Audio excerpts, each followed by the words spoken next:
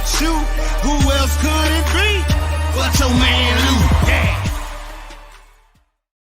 Who else could it be but me, your man, Louie T? Welcome to Monday Night Football Overtime. Bears, Steelers. So much to unpack from this game. Wow, what a finish. Hell, a game actually broke out with 6 minutes left in the fourth quarter. I thought this was going to be a snoozer. And for 3 3/4 quarters, it actually was a snooze fest. However, one fumble changed the entire tenor of this game, and an actual competitive football game broke out. And wow, we got one hell of a finish in this ball game. But I would be remiss if I left out some of the details that got us to this hellacious finish. Steelers get the win 29-27 over the Chicago Bears. Steelers are now 5-3 on the season. Meanwhile, the Bears, this is a tough, bitter pill to swallow. They fall to 3-6 on the season. Had a great opportunity to win this football game and climb back inch even closer towards 500 on the season. And this felt like one of those types of games the Bears would have no business winning but find a way to win. And we'd look up at the end of the season and the Bears end up 8-9 or 9-8. You know, and right there for that playoff spot. And you want to get rid of Matt Nagy and you want to get rid of Ryan Pace, but you look up and they're 8-9, they're 9-8, and they're in the playoffs as the 7th seed, just like last year. So I thought they were going to find a way to eke this one out at the end when they got that touchdown. I said, oh my God. But then I looked, same thing I did week 1 when the Cowboys scored. I looked down at the clock. Oh, they left too much time for Brady. I looked down at the clock. Oh, they left way too much time for Ben Roethlisberger. They're going to lose this football game 29-27, and that's exactly what happened. But did you see that field goal? They tried a 5-yard, hitch. I don't know if it's completed, if he gets out of bounds. That defender was literally squatting on that 5-yard out. But that said, that ball hit the crossbar. I didn't think there was any way Cairo Santos was going to get that football anywhere near that goalpost. That thing hit the crossbar. The only difference between what he did and what Justin Credible, a.k.a. Justin Tucker, did against the Detroit Lions is his hit the crossbar and went in. This one hit the crossbar and went out. Oh, my God. I didn't think he would come anywhere close to making that field goal. So he put a charge into it, and had he been 1 yard closer, that's a good field goal, and that's heartbreak city for the Steelers, 30-29. But it wasn't meant to be. They come out victorious, but we got to start with the officiating, man. This game was horribly officiated. If I didn't know any better, and I sat here in this very chair a night ago, and I said to you guys, I don't think the NFL, and I said I'm a staunch believer in that this is not scripted. There is no bias. There is no fix. Okay. And sports aren't fixed anymore, not at the professional level anyway. Maybe in the college game, there could still be a fix because these athletes aren't being paid now with, NILs going on, maybe name, image, and likeness. Maybe these guys are getting broken off and they don't need to do that anymore. But in the professional ranks, this isn't 1975. Like, these guys are getting paid handsomely. There's not enough money, as Mike Tomlin said. There isn't a big enough blank check you can slide these players to get them to fix a game. They're getting paid too much money. So there's no benefit to it. So, for the crowd out there that is screaming that these games are fixed and these guys are doing this and that, whatever. I don't subscribe to that. But tonight was one of those games where if you are on the side of these games are fixed, these officials are crooked, this, that, and the third, this was one of those games where I say, there's not much I can say on the argument to the contrary. This was horribly officiated, and it was one-sided. It's almost as if the officials and the officiating crew got together and said, there's no way the Bears win this game tonight. We make sure we do our part to make sure they don't win. Because it was screw job after screw job. Now, keep in mind, the Bears are the Bears, and I talk about this all the time. Bad teams do bad teams shit. And them being offsides, that has nothing to do with the officials. They just kept lining up offsides in the neutral zone. Like, bad teams do bad team shit. But, I mean, some of these penalties, like the one that negated the touchdown, are you kidding me? The dude didn't even touch TJ Watt. What are you calling? Are we in a twilight zone or what? I mean, Justin Fields nearly gets decapitated on the slide. Okay, it was late. Who gives a shit? How many times have we seen Brady or Russell Wilson or one of these quarterbacks slide incredibly late, get hit, barely touch, and get a flag? Justin Fields gets hit. He's in the pocket. The guy takes Highsmith, takes 2 full steps, maybe even 3, and hits him. It wasn't a hard hit, but we've seen guys charged with less. Okay. We've seen guys penalized for less. Cassius Marsh, now, you don't put the officials in a position similar to what I say in boxing. If you want to win a fight and you're a challenger, don't put the officials, don't put the judges in a position to rob you of a win on the scorecards. Go for the knockout. Same thing with Cassius Marsh on the taunting penalty. Like, what are you doing talking to the Steelers bench? And I get it. There's a little history there. You used to play for the Steelers. You probably have a little ill will towards them. There's bad blood there. So you want to let them know in a crucial spot, I just sacked your quarterback and I just gave us a chance to win. I get it. Don't do that. That's bad teams doing bad team shit. However, don't throw the flag there, guys. Come on, Tony Corrente. Tony, baby, come on. Tony, come on. You're better than that. Don't throw the flag there, man. Damn. They tried their hardest to rob the Bears of this game. Mission accomplished. Okay? Mission accomplished. Yikes. That last field goal that they got, well, the second to last field goal that they got to make it 23-20, to make it 26-20. That should have never happened. It was 4th and 15. They just got a sack. Are you kidding me? I mean, the officials were horrendous. And everything seemed to be aimed at the Chicago Bears. They have every right to be frustrated. And if I'm Matt Nagy, he's going to get fired at the end of the season anyway. If I'm Matt Nagy, I am going to get fined tonight because I am going to let the officiating crew have it. I'm going to let the NFL have it because I don't want to turn in any calls and have you say, yeah, we messed up on that. I don't want to hear that shit. You just cost me a game. So I'm going to air you out in my press conference. You can find me all you want. And I'm going to let you know that this shit isn't good enough. I was robbed on Monday night for all to see. It's ridiculous. That said, the Bears did some really stupid shit too. Okay. They did some stupid, bad team shit as we customarily see bad teams do in this league to help the Steelers beat them. Like Kendall Vildor. What are you doing, guy? What are you doing? You're just going to turn Deontay Johnson free? No, not going to cover him on the slant. Somebody else inside is going to get him, right? Wrong. Okay. What are we doing here, guy? Seriously. I don't know, but he turned him free and it's a gain of like 30. Okay, cool. I got you. How many times are you going to line up off sides? I mean, in the grand scheme of things, it really didn't matter.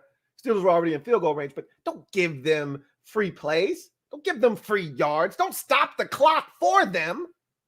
If that Deontay Johnson catch and run, if you don't have an offsides penalty, the Steelers aren't afforded to go and huddle up and stop the clock.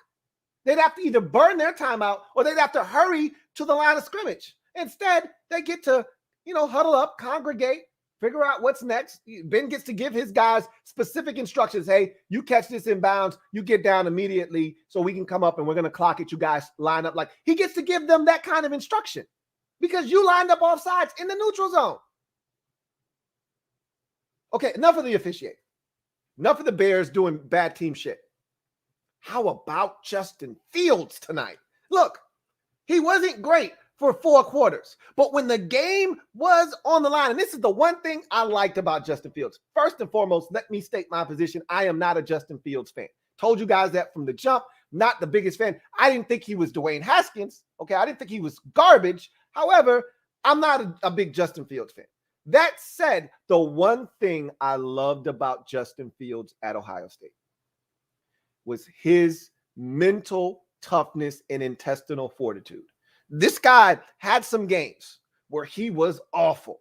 I always think about the Big Ten championship against Northwestern. He was awful. Awful. The running back, Trey Sermon, literally carried them to a victory, ran for like damn near 300 yards in that game.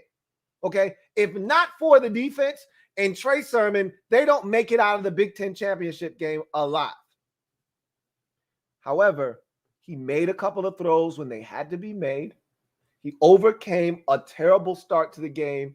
And at the end of the game, he knew I effed up. I didn't have a great game, and the guys picked me up. He dealt with some adversity in the playoff game against Clemson. He gets speared. He's hurting. He comes out and he strokes it and he destroys them. I've seen this guy overcome adversity. I watched him in a game against Indiana throw 2 or 3 picks, look horrible at times, but still managed to make some throws that helped them win that football game. So even when things don't look great, I know this guy's going to keep his head in the game and he's going to give his team a chance. I like that about Justin Fields. And I thought that the comment that Matt Nagy made, the quote that they said that they read at the beginning of the game, and I'm paraphrasing, it goes something along the lines of, this guy, he's mentally tough. He's been through a lot this season. Even when things aren't going well, he's always got a positive spin and outlook on everything. He's like, I've never met a young man more positive than Justin Fields. And I feel that energy watching it. It radiates off the television to me. Guy throws a pick to Cam Hayward early in the game, and somebody's asking him what happened. He said, I didn't see him. You can read his lips. He's like, I didn't see him. He basically came out, no, I didn't see him. And he's sitting there, got his little hat on his head, but he's chilling. He's cool. He's not down. He doesn't look like he just lost his team the game. He's just like, okay, we'll get it back. We're good. I like his demeanor. I love his athleticism, and I like his ability to throw from multiple platforms. Last week, he had an incredible throw to Tyler Bray. Well, what tight end was it? It wasn't Cole Kmet. It was the back, Jesse James. To Jesse James against the 49ers, where he's rolling to his left, twists his body, gets it parallel to the line of scrimmage, and throws a dart. It's a gorgeous throw that only a handful of guys can make in this league. And he did it again tonight. Wasn't as difficult to throw, but it was just as accurate, and it was a tremendous play for him to get it there to Darnell Mooney right on the money as he's going out of bounds away from that defender. Fields showed me something on that final drive. Team has to have it. You're down 6, can't settle for a field goal. Got to have it all. He missed Mooney on the play before he hits Allen Robinson, and he had Mooney. That could have been a house call. But instead, he comes back, he shakes it off. Again, this is what I'm talking about. Shakes off that miss and then delivers a dime to Allen Robinson to give them a chance, and then makes the throw to Mooney. He showed me something on that drive. That's the first time this season I've said, okay, young fella, I see it. I see it. I need to see more of it. That's just one game, and you didn't win, but you did your part. And then that last drive, to get him into a position to even attempt a field goal, I like what I saw from Justin Fields tonight. It wasn't always pretty, okay, but he gave his team a chance. He put himself in a position. He didn't make too many mistakes. He put his team in a position to have a shot. They needed a turnover. They needed a mistake from the Steelers, and they got it. And once he got that opportunity, he then took advantage of the opportunities that were presented to him. I thought he played well in that fourth quarter. This could be the beginning of him realizing I belong here. I belong here. Everybody has that moment when they figure it out. I belong here. Maybe this was it for Justin Fields. I want to say this about Chris Boswell because I don't want to spend too much time on a kicker. I think he's the second best kicker in the league.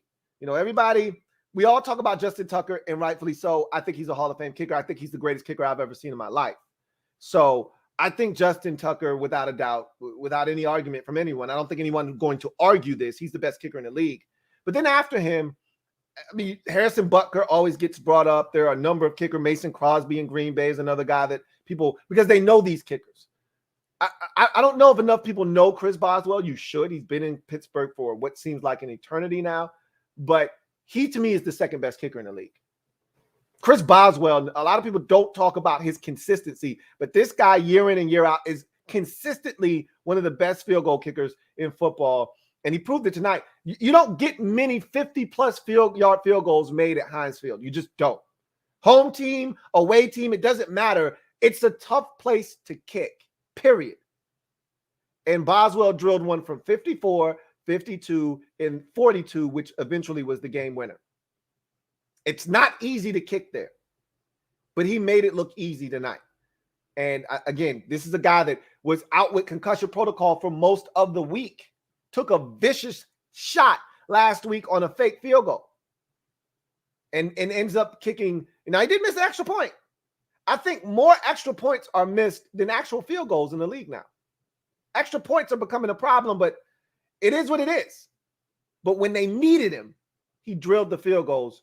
And I want to give him a little bit of love because I don't think he gets enough of it. And then let's talk about the two teams in this game as a whole. Let's start with the winners and the Steelers. To the victors go the spoils. Steelers scored 29 points tonight, which that's an offensive outburst for them. I mean, this is a team that just struggles to score. And for much of the night, they struggled to move the football, like always. I mean, the defense really gave them opportunities early. I mean, the Steelers' first three possessions, damn near all of them started at midfield or better. I mean, it was 40, their own 40, their own 42, their, midfield in Chicago Bears territory. Like, they were getting golden opportunities to bust this thing wide open. And all they had to show for it was, 10 points? I think 10 points. I mean, this offense struggles. That's an understatement. But the defense is good. It wasn't great tonight, though. Justin Fields was able to move the football, especially in that fourth quarter. They were okay tonight. They were good for most of the game. And then when the game was on the line, I thought they gave it up. Their secondary is struggling with some injuries. It's too many funny lookings out there in the secondary, period. Yeah, there's Joe Hayden. Yeah, there's Minkah Fitzpatrick. But after that, there's a bunch of funny lookings. And that'll get you got in this league if you're not getting to the quarterback. And TJ Watt, what more can I say? Another 3 sacks for TJ Watt. What's new? Every time we see this dude, he's blazing a team for 3 sacks. He's got to have 17 already this season. Because every time I watch him, he's got 3.5 sacks. Good gracious sakes. That guy's good. The ageless wonder, Cam Hayward, with an interception tonight. This Steelers defense, like I said, they're the backbone of this football team. Without them, they're under 500 right now. And can I just say this as well? The Steelers have feasted on lesser competition this year. No one has benefited from a very favorable schedule and some breaks going their way with the schedule than the Pittsburgh Steelers. They got the Denver Broncos when the Broncos really started to come back to earth. They needed that game. They were 1-3 at that point, they were 1-3 at that point of the season. They were struggling and they needed a life raft in the Denver Broncos, and their very, very skittish and conservative offense was exactly what the doctor ordered there. So they get the win. Then they get the Seahawks with no Russell Wilson. Couldn't have come in a better time, right?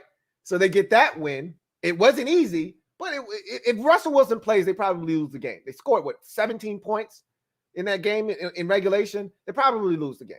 Anyway, so they get that win. All right, last week, the Browns were down just about their entire squad. Not to make any excuses. It's family business. You know how it goes.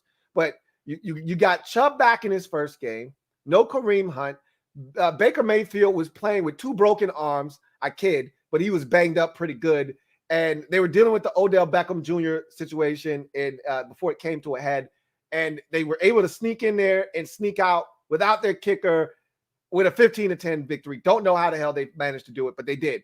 And then this week, you get this Bears team who, just like you, struggles to score, plays extraordinary defense, but struggles to score. So you at home, this was advantage Steelers. and you take advantage of it. Next week, you got the Lions. Like, no one has had the advantage of the schedule falling their way with some breaks in between, like the Pittsburgh Steelers. You know, if the schedule had been rough on them, had they, instead of playing the Browns, had the Ravens slid in there, you know, had they had the Bengals slid in there again, they have already lost to the Bengals at home, mind you. You know, had they had because they won the division, and I don't know, maybe the Chiefs, you know, would have been struggling and they might have smoked them. But if they had, say, the Bills, instead of playing them week 1 when they kind of caught them off guard, they had the Bills later on. They could have easily been 3-5 instead of 5-3, but they haven't. They got their schedule kind of lined up for them, and they've taken advantage. And you still got to take advantage of it, and they've done that to their credit. Roethlisberger made throws when he had to tonight. It wasn't pretty again, and boy, like I said, when he kept that football on that read option, I'm like, oh my God, he looks older than we always joke about. He looked 94 years old on that read. Like, before contact was coming, he was already ducking, bracing for contact before he even got any. He's so old and slow. Anyway, they found a way to get it done though. And who didn't think with a minute 30 left and a timeout that he wasn't going to take them down the field and get them in the field goal range? So at least they still have that going for them, that when the game's on the line and they need a field goal, I don't know if they needed a touchdown, would he have been able to get it? But when the game was on the line and they needed a field goal, I was confident Ben was going to get them in the field goal range. And one more thing, man, I said it when they got him. I knew he was going to be good. I said he's a perfect fit for the Steelers. Man, Pat Freiermuth is a godsend for them. And I said he's going to be Ben Roethlisberger's fountain of youth, because when they get in the red zone, Ben is going to look for him more than any other player on the team. Ben loves himself some tight end down in the red zone. Heath Miller was one of his favorite players to throw the football to once upon a time. And I said, he's going to really love Pat Freiermuth. And we saw it last week on the game-winning touchdown. We saw it this week, the 2 touchdown passes Ben Roethlisberger had, both to Pat Freiermuth. It's not a surprise. This is a guy that's going to be a red zone machine for the Pittsburgh Steelers moving forward. And Roethlisberger, for however longer he plays, Freiermuth is going to be the guy he continues to look for in crucial situations, not just in the red zone. As we saw as they were driving, he had a chance to hit one of his receivers. I want to say it was James Washington over the middle of the field. He instead turned that down and threw off balance to Pat Freiermuth. And what did he do? He dug it out of the turf and went down and got it for Ben and got a gain of 13 after the false start penalty knocked him back 5 yards. So Freiermuth is going to be a guy to reckon with. That division really features some top-notch tight end play. When you look at what the Steelers have now in Freiermuth, what the Ravens have in Mark Andrews, I really, really like all of those tight ends that the Browns have, and the Njoku and the kid they drafted out of Florida Atlantic. And they've got at least 2 or 3 guys that they can throw the football to the Browns. And then, of course, the Bengals, CJ Uzama, I mean, every now and again, he jumps up and says, hey, don't forget about me. Had a monster game against the Ravens a couple of weeks ago. So that division is loaded with tight ends, and add Pat Freiermuth to the mix there. For the Bears, just real quick, the defense, they deserve better. They truly do deserve better than what they're getting. Again, the offense was stagnant again tonight. They did ratchet it up in the fourth quarter. And this was a defensive performance that was without Khalil Mack for most of the game, without Akeem Hicks. And yet they were in this ball game, and they just failed to get enough, stops at the very end when they needed to. And some of that is, the officials throwing the Pittsburgh Steelers a bone, especially on that taunting penalty when they had sacked Roethlisberger and it was 4th and 15 and they were going to have to punt down 23-20. That's unfortunate, but also you can't do dumb stuff. Can't line up off sides, can't taunt or give the officials a reason to call you for taunting. Can't do dumb stuff. And they did that, but the special teams came up huge with the forced fumble. And that was the game. That was a turning point in the game, because it was 23-13 at that point, and the Steelers had control of this game. 6 minutes left. I mean, literally, if Ray McCloud just falls the hell down, this thing ends 23-13. We're not having this conversation, and it's a ho-hum game. Instead, this thing turned into a all-out brawl, essentially, in terms of, this thing going back and forth, So credit the special teams for giving them a shot. And I got to give the Bears credit for fighting, man. They fought their asses off and were within literally a half of yard of winning this football game. If that field goal is from 64.5 yards and not 65, they win this game 30-29. So they fought, but it was a valiant effort, just not good enough. So let's get to your comments and see what you guys have to say. Let's see if we have any super chats, and we do. Here, we start the night off with Captain Spartan 04. Thank you for the super chat. Greatly appreciate you, my guy, Captain Spartan. Writes, life as a Steelers fan is such a joke. We're seriously so lucky. Pat, TJ, Hayward, Najee are all studs. Yes, they are. And I didn't even mention Najee Harris. He had another solid game. They're just figuring out that he needs the football.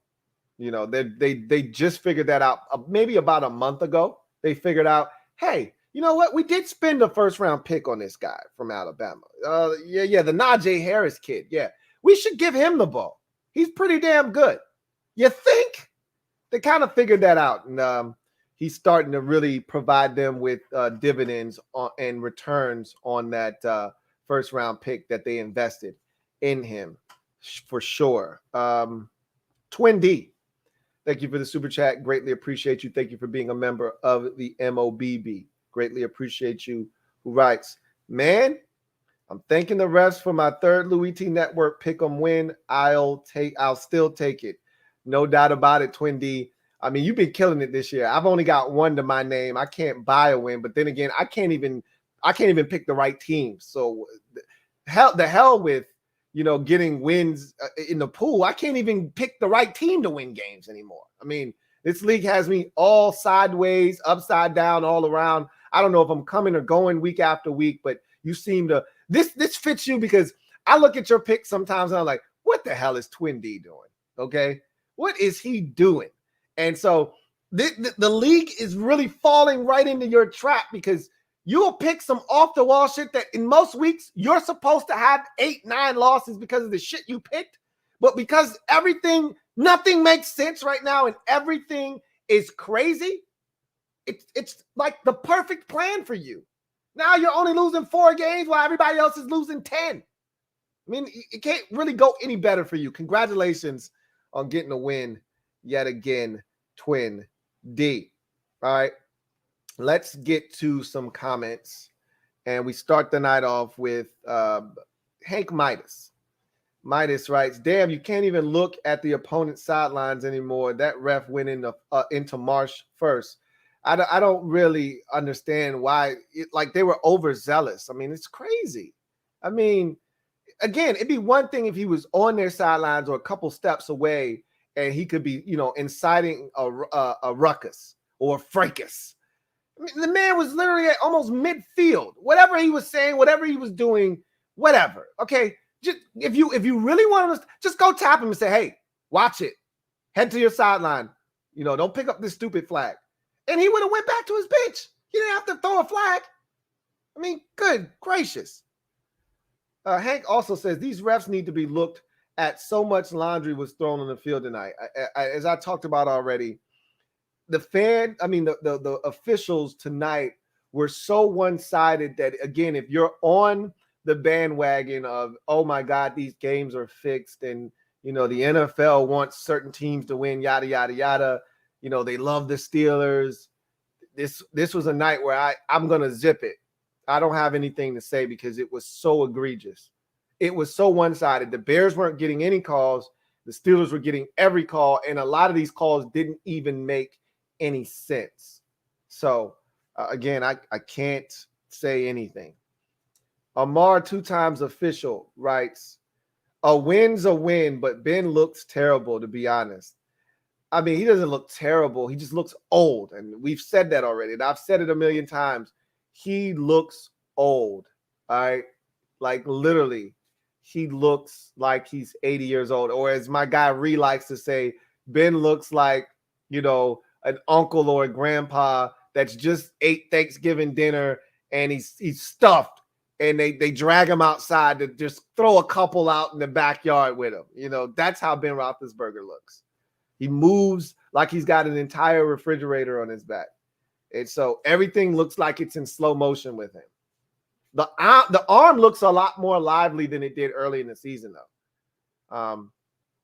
Still not as good as it used to be, obviously, but it's still lively enough. There were some throws tonight where I said, okay, that's not bad. Atlas writes, Bears got done tonight like my Bucks did against the Saints. Absolute travesty. Might as well just crown the Ravens the division winners now.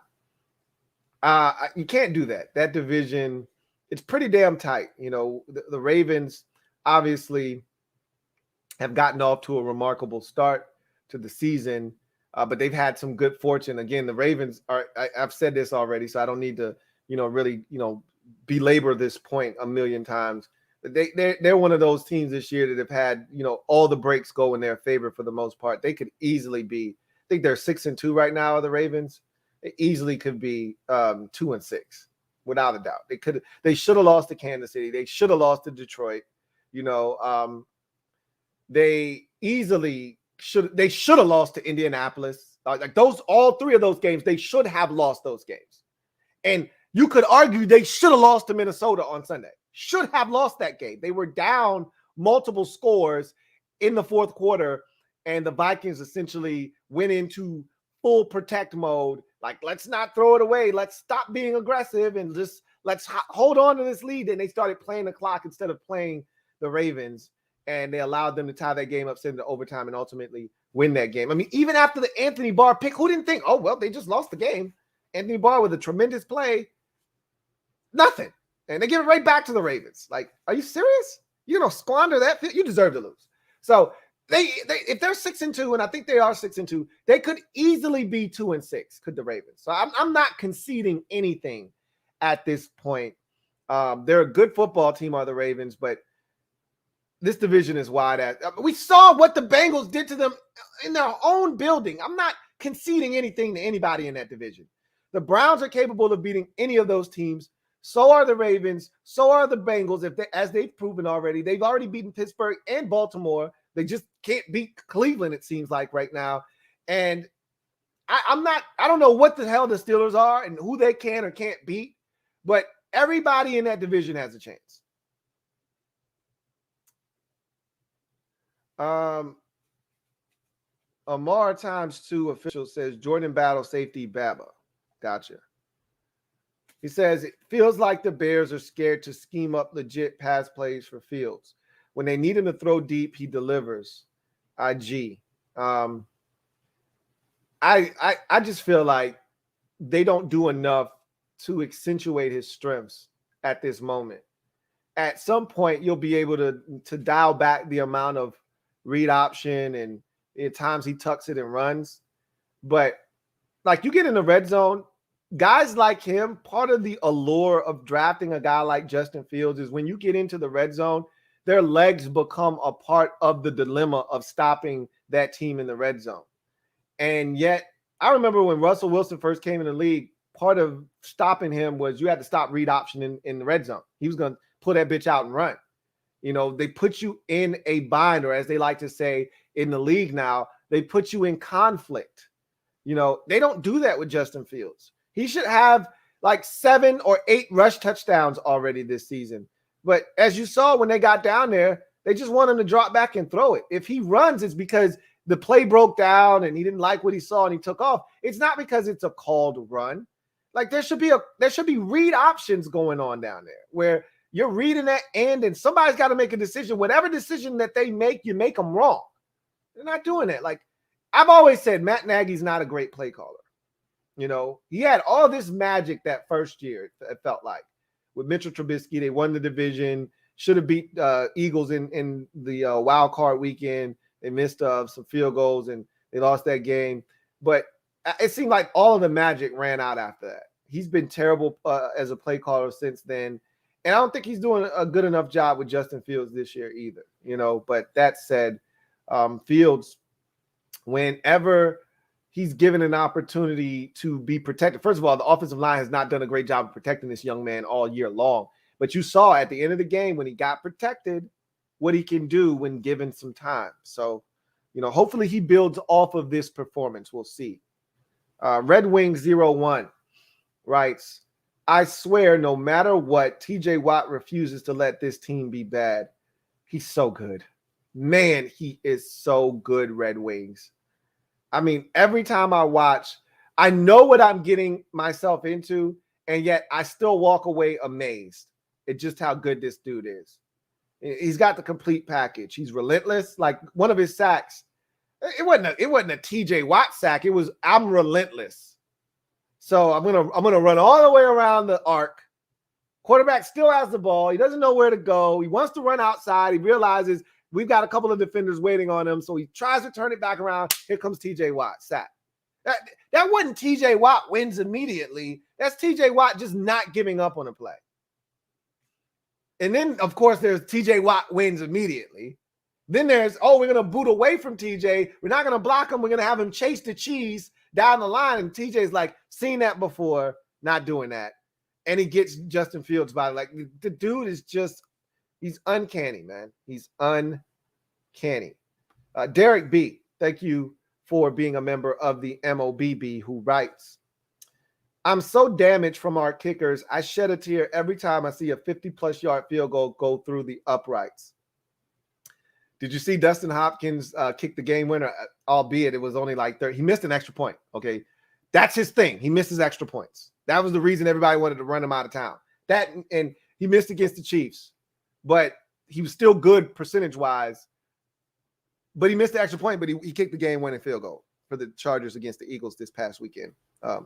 But, yeah, I mean, it'd be nice if we could find us a kicker that could do that. And, again, I think that we need to go to the collegiate ranks. That's what I'm looking to do. Find us a really good college kicker, spend a fifth, or just like we spent a 6th-round pick on Cameron Cheeseman as a long snapper. I want you to do the same shit for a field goal kicker this year. Spend a pick. Literally draft a kicker in the 6th or 7th round, and let's be done with this. I don't want Chris Blewett. I don't want to experiment with any guys out here on the streets. Let's just get this kicker thing settled, and I don't want to talk about it. I don't want to worry about it anymore. It seems like some good kickers are coming into the league now. Hopefully we can get our hands on one. Amar ×2 official writes, if the Bears had Justin Tucker, LOL. Crazy that there's actually a kicker you can trust from 65 yards that even exists. Look, man, literally, I didn't think Cairo Santos had the leg for that kick. He literally hit the crossbar, though. In Pittsburgh, by the way. Had that thing, again, been from a half yard closer, it's going to hit the crossbar and go through the other way instead of hitting it and bouncing back towards the field. It was that close.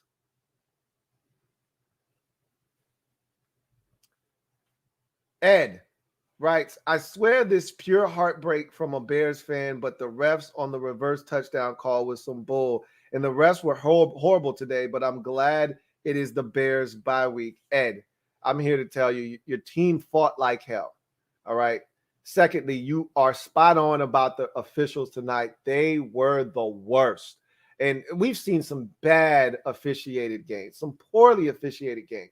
And this is not the first time, and it won't be the last time we'll come up here and we'll rag and rail on the officials. But this was so egregious and so one-sided that something needs to be done here, almost. It almost feels like, okay, someone needs to be punished for this. This is out of the line. You literally took a touchdown, and in a game that you lose by 2 points, that touchdown that was taken off the board and you ultimately had to settle for a field goal, that's criminal. That's criminal that was allowed to happen. Criminal.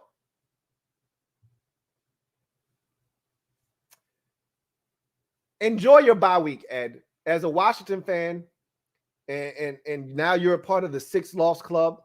You've got one more win. I'd kill to be 3-6 right now. We're 2-6. I enjoyed my bye week thoroughly. I really did. And I think you're going to enjoy your bye week as well. Enjoy your bye week. Watch football, stress-free, not worrying about if your team's going to, get blown out or if they're going to find a way to bungle this or bungle that. Just enjoy the week off. I did, and hopefully you will do the same. Ree writes, the Bears gave Pitt way too much time. I feel bad for Justin Fields. Kid plays his ass off, has late game heroics, then the Bears defense let Captain Fat Ass tear up their defense. I'm not the biggest don't leave time on the clock guy. You don't want to, but at the end of the day, whenever you can score a touchdown, you score a touchdown. It's not the offense's job to stop the other team from scoring. It's the offense's job to give you a chance to take the lead, which they did, pending the extra point. It was good. Now the defense that's supposed to be the backbone of this team needs to stop Pittsburgh from getting in the field goal range, and they let that happen way too easily. Way too easily. So I feel bad for Fields, just like you said, from the standpoint of this should have been his first career comeback win. Should have been. Instead, it's a loss, and he didn't do anything wrong. The defense needed to make a play, and they didn't.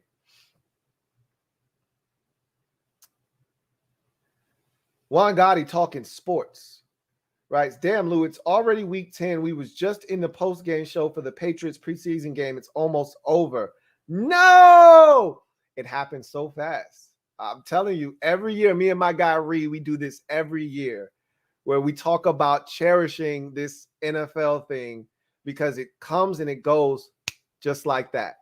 And it won't be long before me and Reed will have that conversation that we have where he'll have a post and he'll say, Lou, my God, the season's almost over. And it'll be like week 13. And it almost, as you just said, it felt like Chase Young was sacking Cam Newton. And we were all excited for the prospects of this defense being dominant this year. That felt like literally last week. And now we're heading towards Thanksgiving. And that's always a sign for me that we're getting close to the end. When we get to Thanksgiving, that's usually week 12 of the season. And that's when I know, okay, here we go. It's starting to become late. Shit's getting real now. So we're getting to that point now. We're getting to that point. And it just doesn't seem like the season should already be at the midpoint, but that's where we are. It's crazy.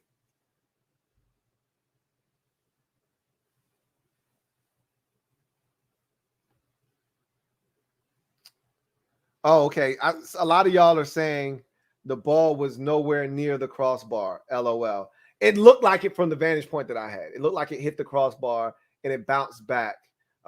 Even still, okay, if it was nowhere close, it would have been good from 62. It wasn't that far away. Okay. Still, like he tried a 5-yard completion. If he completes that 5-yarder in some way, I don't think he would have gotten out of bounds. But let's just, for the sake of this argument, let's say he completes the 5-yard pass and they get out of bounds with 1 second. That field goes good. 5 yards closer. And that's essentially what I was trying to say. Anyway, I digress.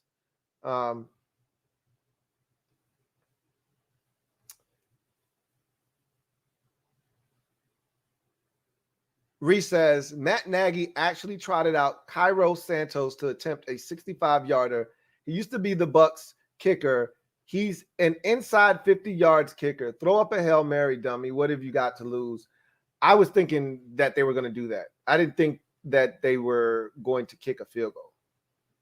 Because I didn't think he would make it. I've watched, just like you. You're a Bucs fan, so you probably know him a little bit more intimately than I do. But I go all the way back to his days in Kansas City. He was never a long-range kicker, which is why they drafted Cairo Santos. Which is why they drafted Harrison Butker. Like, Santos was money from inside of 50. It was the problem with him in Kansas City is when they would ask him to kick 53 and 54, he would miss. So that's what, and then he got injured, and that's what prompted them to draft Harrison Butker, and the kid's been lights out for them. But I didn't expect them to even attempt it. One, it's Cairo Santos, like you just said. Two, it's Heinz Field. Three, Justin Fields has a cannon. Like you just said, what do you have to lose? You're not making it from 65. You're not going to do that. So why not give Jimmy Graham and Allen Robinson, and we've already seen 2 or 3 Hail Marys completed this season. Why not give it a go? But anyway, we'll see what happens. Juan Gotti talking sports says, man, I feel bad for Justin Fields. A second straight game he played well enough to win, but he still has a lot of work to do on the offs. He says, but he's going to be really, really good. I'm not willing to say that yet, but I like what I've seen from him. And you know what's crazy is I was a much bigger Zach Wilson fan, and I still am. But I like what I saw out of him tonight a lot more so than probably anything I've seen from Zach Wilson this season. And Zach's had his moments. The Titans game comes to mind, but you know, much like with a lot of these young quarterbacks, they're too few and far between, you know, and Fields already said himself, I need more consistency. So that's the biggest thing, is that these young quarterbacks got to string together good starts and start stacking them on top of each other. And that's why I want to see if Fields can take this, even though it's a loss, take this momentum from this fourth quarter and come out after the bye week and see if he can't take another step towards being more consistent. Because the kid's talented. He's really talented. Amar, 2 times official, says, maybe it's just me, but I think centers get away with moving the ball back a half yard too far, and it may cause D linemen to be offsides. It ain't no excuse, though. I mean, seriously. When the ball is on its nose, all you have to do as a defensive lineman is look down the line, see where the ball is, and if your head is even with the ball, you need to move back. If your head is past the ball, you are way offsides. Like, I'm watching the game after they're killing Quinn for being offsides, Robert Quinn. And I'm watching the very next snap. And I'm like, Cassius Marsh is a half yard offsides right now. And this guy is looking inside towards the ball, and he's not moving back. What in the hell is going on right now? And as a Washington fan, I've seen this at least 3 or 4 times this year with one of our edge rushers. I'm like, dude, you've got to be kidding me. You're a half yard offsides. What are you doing? Back up. I just don't know how you allow that to happen as a defensive lineman. Just look at the ball.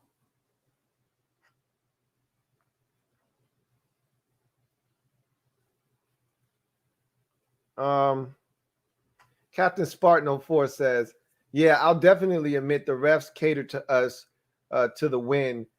He says, I should give them my paycheck this week. You should give them something. I don't know if you should give them your hard-earned bread, but you should give them something. Maybe write them a nice note, a nice warm letter that just says, you know what? A lot of people don't appreciate you. Well, I do. Signed, Steelers fan. Just show them that you love them sometimes. Already read that. JP writes, that officiating was horseshit. Looks like the same damn funky ass crew from Washington versus Atlanta week 4.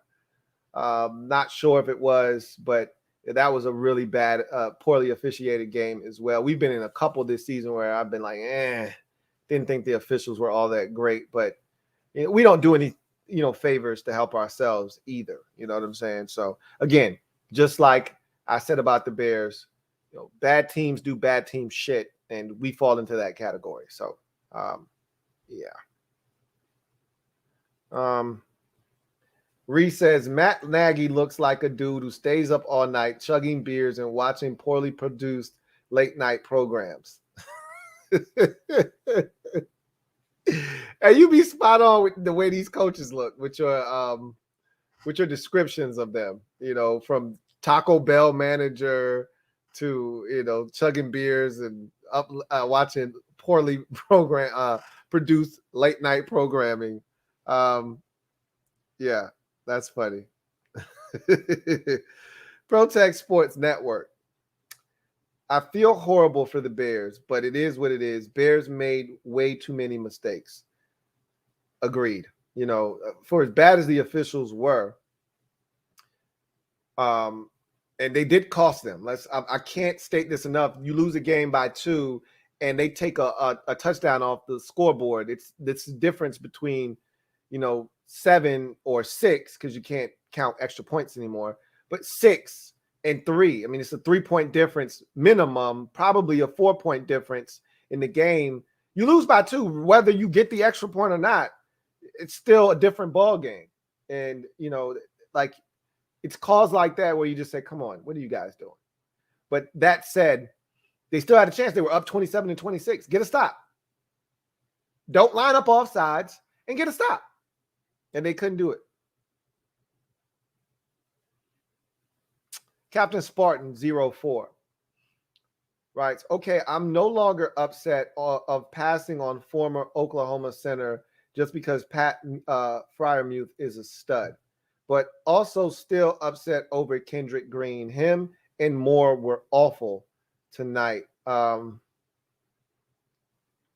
know Moore got beat a couple of times tonight, and he had a false start penalty late, but I don't know about Green being awful, but he probably didn't have some of his best moments. I know I saw on one of your, I want to say it was a 3rd and 1.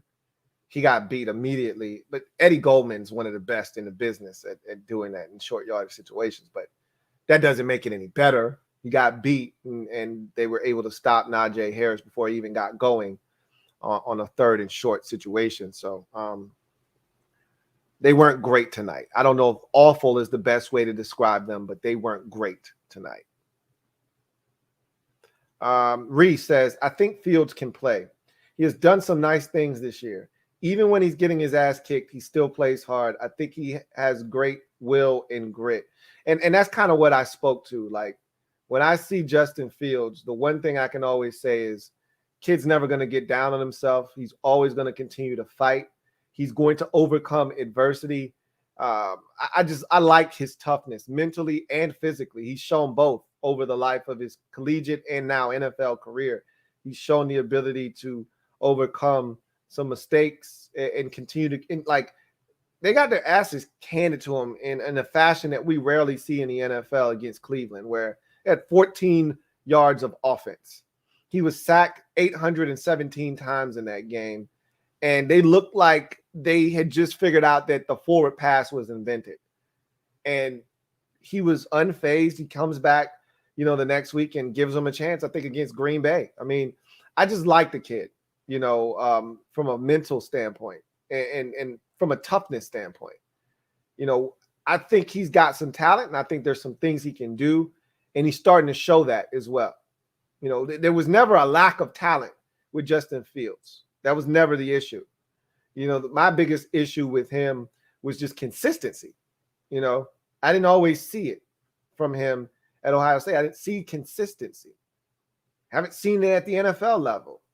But we've seen flashes of talent. You saw it again tonight. If he can put it together, he could become dangerous. Got a super chat here from Extra Squaw. Thank you for the super chat. Greatly appreciate you. Who writes, I don't like to play the should-have game, but Fields was there for the taking. Now we're probably going to force a QB pick in a weak QB class. You say he was there for the taking. It would have required us to trade up. I think they liked Fields. By all accounts, the two quarterbacks that they thought they were going to get, they knew they weren't going to get Zach Wilson. They knew they weren't going to get their hands on Trevor Lawrence. Of the other three that remained in the first round, the two that they really liked reportedly were Trey Lance. Rivera thought that Trey Lance reminded him a ton of Cam Newton.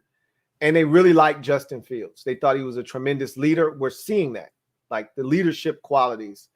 They thought that he was a tremendous leader and super talented. And they weren't going to be deterred by the Ohio State thing and going down that road again.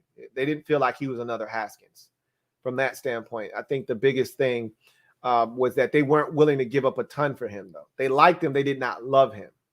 And there's a difference. You love a guy, you'll do whatever it takes to get him. You like a guy, he needs to fall into your wheelhouse. They had a specific, time frame and area in the draft that they would have been willing to pull the trigger had he been available.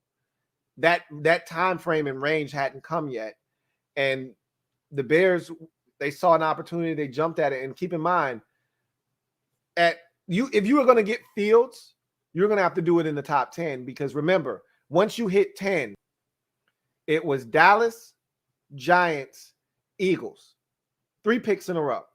So if you didn't get Fields by 9 at Denver, then you were going to have to wait until 13. I think the Chargers were 13. You'd have to wait till 13 at the Chargers. At some point, you got to think somebody's going to come and get him. And I was thinking these NFC East teams aren't going to allow us to come up. Like Philadelphia will trade back in the 5th round and let us, pick up a bunch of 5th, 6th, and 7th or whatever, like they did. Or they'll let you in the 3rd round come up to draft a safety.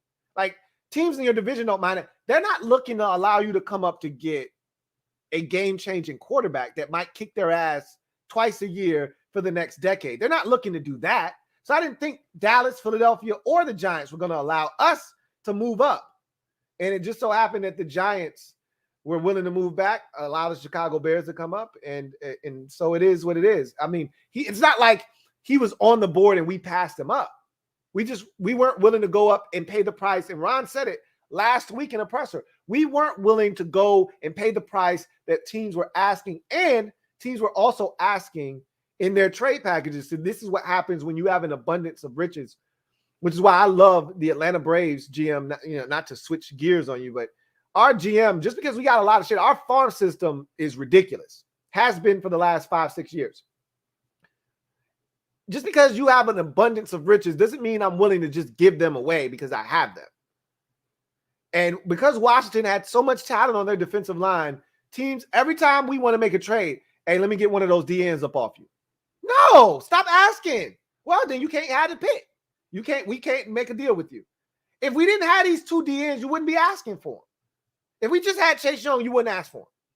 But because we got Chase Young and Montez, so you're like, let me get one of these DNs. No, they are DNs. We spent 1st-round picks on them. Get your own, you heard? But everybody want one. And Ron's like, I wasn't willing to give one up and give you 1st-round picks. So I don't blame him. And again, hindsight is 20/20. I didn't love Justin Herbert. Look what he's turned into. I didn't love Justin Fields. I didn't want either one of those guys. So I'm not going to sit here and say they should have did this or they should have did that, because I didn't think that either one of these guys were going to turn out to be, and jury's still out on Fields. We know Herbert's good. He's the real deal. We whiffed. Now, that's the one you say he was available. You could have taken him, and we didn't. But again, hindsight is 20/20. So, Captain Spartan 04. Thank you for the super chat. Double up. Thank you for doubling up. Greatly appreciate you. Who writes? I counted 14 times in the second half. Green got blown up. Oh, you were counting that. You've got an axe to grind too. You don't like the young man. So even if it was like border, where he didn't really get blown up, but you're like, man, he got blown up. I told you I didn't like him as a center. I mean, I didn't think he was great at guard, but whatever. You kicked him inside the center. It's not like he hadn't played center before. I wasn't a big fan of the pick, but you knew that already. And obviously you aren't a big fan of the pick either, but I thought you did the right thing by getting Pat Freiermuth, and you weren't going to get your guy in the 3rd round. So it is what it is. R. Smith, thank you for the super chat. Greatly appreciate you. R. Smith writes, off topic, you look like Antonio Gibson. How's your shin? I hope his shin is good. I always say this when people say I look like somebody. Let me get their money. Let me have some of that bread.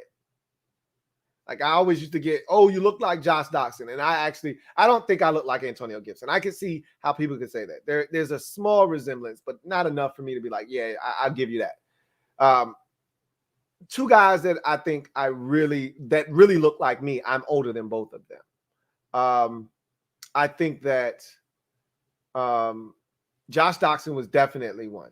Like that's the closest anybody has looked like to me. And I'm like, yeah, okay, that one is pretty scary.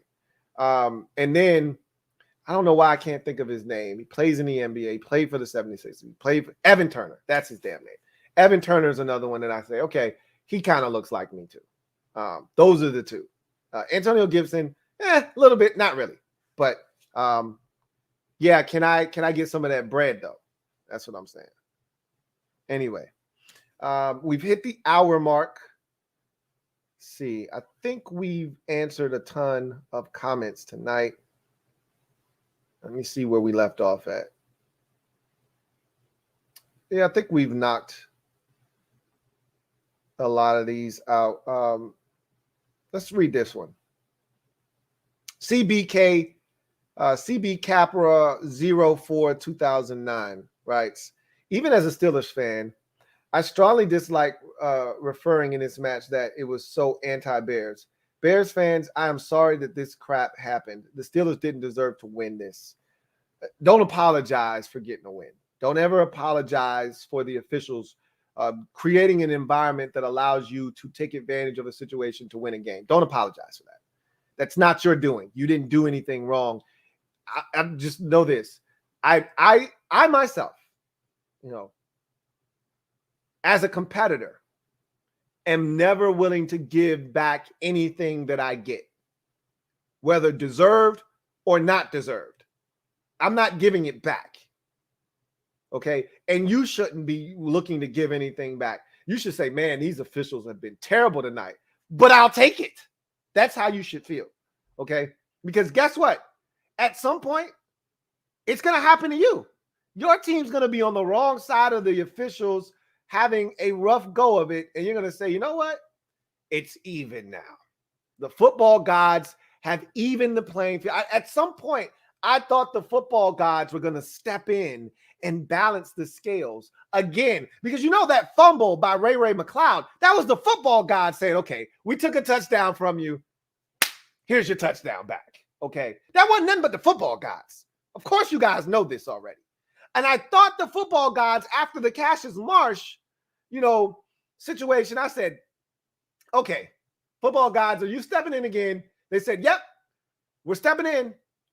And they stepped in with the Allen Robinson big ball down the field. And I said, okay, touche. He said, look, that's it. I'm not stepping in again. It's even now. What happens from this point on, it happens on the field between the players on both teams. Fine.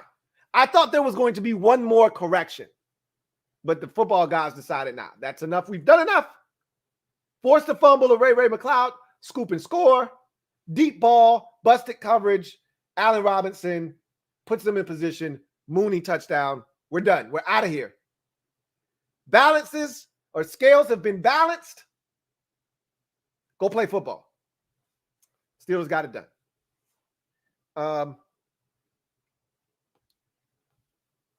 Self-Love 34 HTTR. Thank you for becoming a member. Stand up. Self-Love HTTR 34 HTTR. You are now officially in the building as a brand new member of the MOBB. Greatly appreciate you. Self-Love 34. And thank you for becoming a gold member of the squad. Mob, you know what to do. open your arms wide and show self-love. Who said self-love, but he doesn't need to love himself anymore because we got him. We got all the love you need here in the mob. Welcome aboard. Glad to have you, Self-Love 34 HTTR. Looking forward to chopping it up with you in the future. All right. Let's see where we left off. I'll take a couple more and we'll get out of here. Captain Spartan says, honestly, kind of glad Marsh was one of the big reasons the Bears lost. Bro talked a lot here in Pittsburgh despite being terrible and constantly pancaked. Biggest reason we lost to the Browns. I think he was feeling like you guys shitted on him, and that's why he did what he did, but you can't do that. Reese says, Mike Tomlin has an 8-win caliber team in the AFC playoff hunt. It feels like that, but their schedule says otherwise because they're going to get their 6th win next week against the Lions, right? They're going to win at least 2 more games in the division, whether they get some get back against Cincinnati. They've always had success. Even when Cincinnati was good, they've always had success against Cincinnati in Cincinnati. For whatever reason, they actually play Cincinnati better in Cincinnati than they do at home. I can't understand that. I don't understand that. But anyway, they could get some get back against them. They usually split with the Ravens. They've already beat Cleveland once in Cleveland.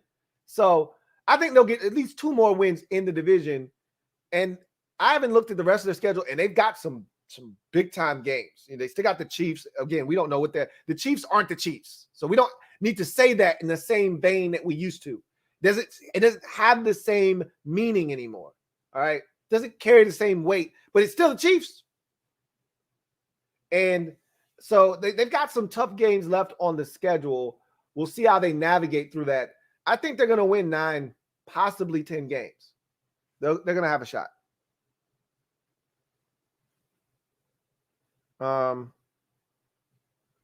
Reese says, put some damn respect on Adam Vinatieri's name. He's got all the rings and the most clutch kicker of all time. We're just going to have to agree to disagree on that one, man. I mean, we've already had this discussion, so I don't need to go down that road with you again. There's nothing you can say that's going to convince me. I watched all of Adam Vinatieri's kicks. I know what his legacy is. He deserves to be a Hall of Fame kicker. He's not better than Justin Tucker. Sorry, not sorry. Justin Tucker, when it's all said and done, will have the highest field goal percentage of any kicker in NFL history. No one's been – Vinatieri's made the biggest kicks, but Justin Tucker's made just as many clutch kicks, if not more clutch kicks, than Adam Vinatieri has in his career. Vinatieri just had the benefit of having his happen in the Super Bowl. And I'm not blaming him for that. But he's made some big kicks as Vinatieri. So has Justin Tucker. So I'm going with Justin Tucker. Captain Spartan says, y'all can give it to Diggs if you want me to. He says, wait, let's read this again. Y'all can give it to Diggs if you want, but me, it's clear that the true defensive player of the year race is between Ramsey and TJ Watt. TJ is up there with the league leading sacks without a 3+ sack game. I think he had one tonight, though. I think he had 3 sacks tonight.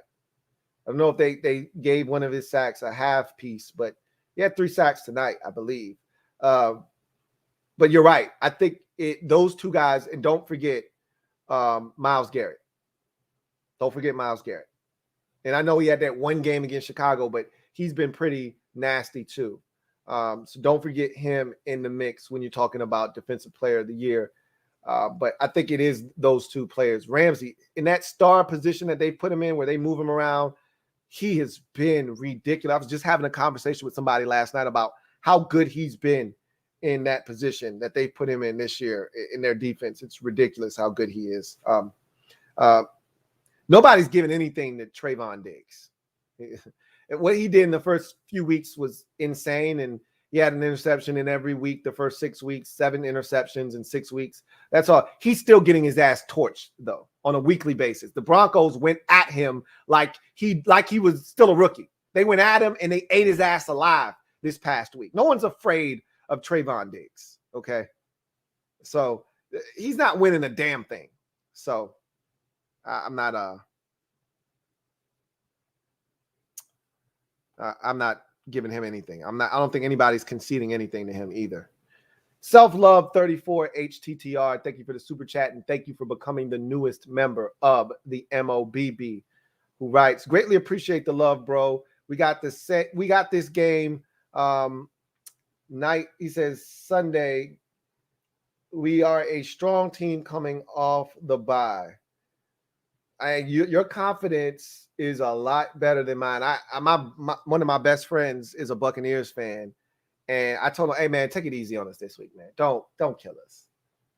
He said, "Man, I got bigger fish to fry. I want Odell Beckham Jr." And I'm like, "Bro, you can't keep adding these dudes. First of all, you ain't got no money. That's number one. Number two, you can't keep adding." He said, "Look, man, when you got Tom Brady, everybody wants to be down. He's not wrong, but you can't have Odell Beckham Jr. too. Okay, enough's enough. You got enough stuff." Anyway, I just said, look, take it easy on us. Don't hang 40 on us. Don't beat us by more than 2 scores, okay? Just keep it respectable, okay? We're already down. We don't need you to kick us. We're already down, okay? Just take it easy on us. So we'll see what happens. We'll take 2 more comments and we'll get out of here. But I love your confidence. I hope you're right. Reese says, strength of schedule has always baffled me. You play who's in front of you. Play football. Absolutely. You don't make the schedule. You just play it. You can't. The Steelers can't help that Russell Wilson got hurt. The man who had never missed a game in his NFL career, it hurt, broke his finger and had to have a pen inserted into it and was going to miss time. And that their game just happened. Like that's not their fault.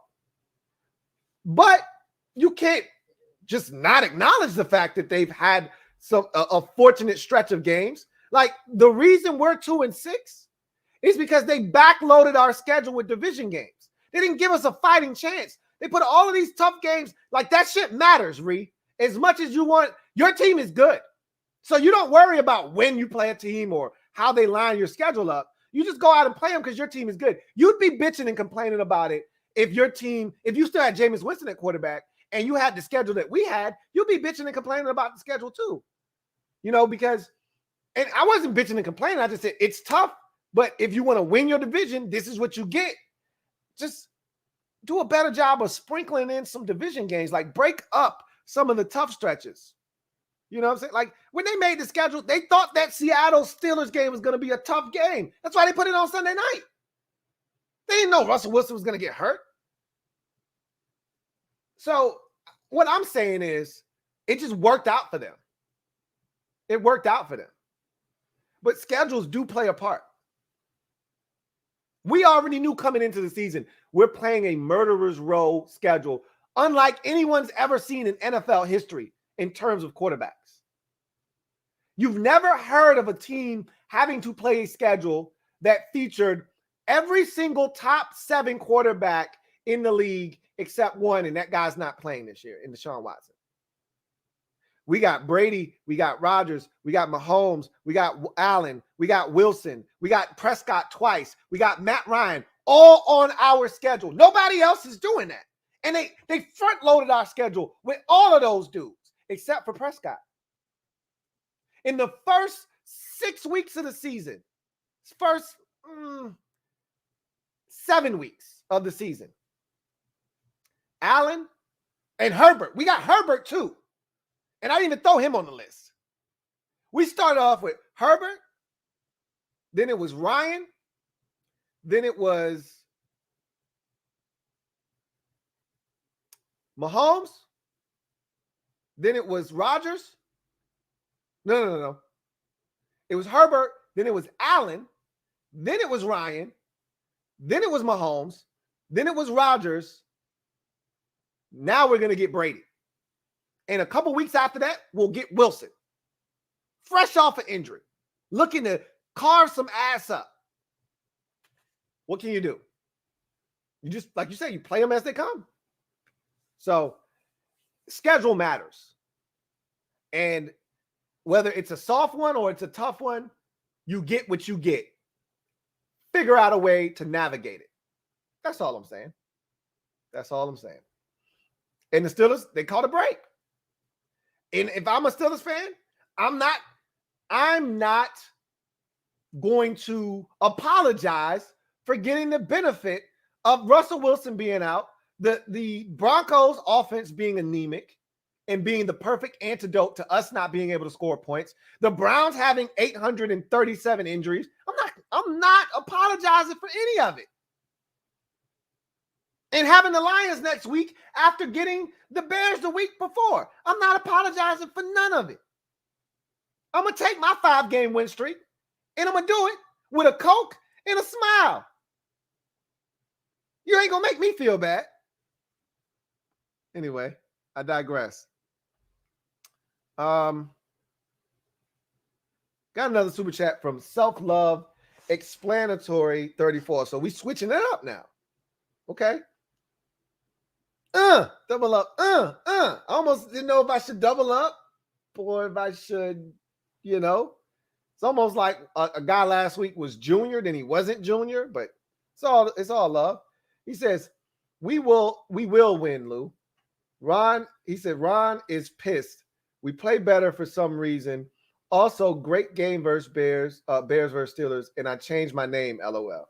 I mean, I figured that out very quickly. But I still saw the squad emblem there. So I said, okay, it's the same guy. And obviously the thumbnail, was the same, but I was like, whoa, that wasn't what I saw earlier. It's all good. It's all love. I hope you're right. I'm not holding my breath. Okay. You're not the first person this season that has said, hey, we're winning this week. This is why I don't make guarantees. I've made 2 guarantees in 2 years, and I've been right both times. I only make guarantees when I know the team can come through. It's not often that I feel that way about this team. So somebody's like, we're beating Green Bay. Every week we get I thought we were going to beat Denver. I thought we were going to beat New Orleans. I wasn't willing to guarantee either of those. If we can't beat Denver, we're not beating Tampa Bay. Sorry, not sorry. No bye week. We're getting a lot of stuff back. It feels good. It feels good. Yeah. It feels good to get some of these guys back from injury. My God, we were the walking wounded. It won't be enough. But it'll just be nice to see half of the offense back for the first time since week 3. So, anyway, I digress. I was about to say I digest. I digress. Anyway, we've hit our hour mark, and that'll do it for Monday Night Football overtime. Thrilling finish. Bears fall short as the Steelers get their 4th consecutive win after starting the season 1-3. They're now 5-3 after a 29-27 victory over the Bears. There were so many layers to this game, as I explained earlier at the top of the show. Another thrilling finish. Monday night has been spectacular. Really, primetime has been spectacular for us this season. Got a dud last night, but I think we started off the week with a good Thursday night game. No, we got an ass whipping. So we were due. We got an ass whipping on Thursday. We got another ass whipping on Sunday night. We were due for a dandy, and we got it. It didn't look like it. I thought we were going to strike out like we did 2 weeks ago. It's been so rare that we haven't had at least one outstanding finish, and we got it tonight. But the Bears, unfortunately, end up on the wrong side of the officials' flag tonight, and, of course, the wrong side of the scoreboard as well, as they're now 3-6. But Justin Fields showed some things tonight, and if you're a Bears fan, you've got to be saying to yourself, all right, that looked like the guy that we traded up to get, and you're hoping that after the bye week, he comes out and continues to play the kind of football that will give you a chance the rest of the season to see if this guy really has it. That's going to do it for me, your man, Louie T, tonight. Thank you guys for joining me. If you haven't already done so, please hit the subscribe button for more great content. Turn on your notification bell so you don't miss a thing, and hit the like button as it helps this channel grow exponentially. I'm going to go ahead and glide to the side and allow you to enjoy the rest of your evening, night, morning, wherever you're watching this, whenever you're getting this. And I will see you guys for the Louie T Network podcast tomorrow. Hopefully everything goes well and that podcast is out tomorrow. Looking forward to that. But until then, get off the bench, get in the game, and kick it with me, your man, Louie T. You guys have a good one. God bless and good night. LouieTeeNetwork.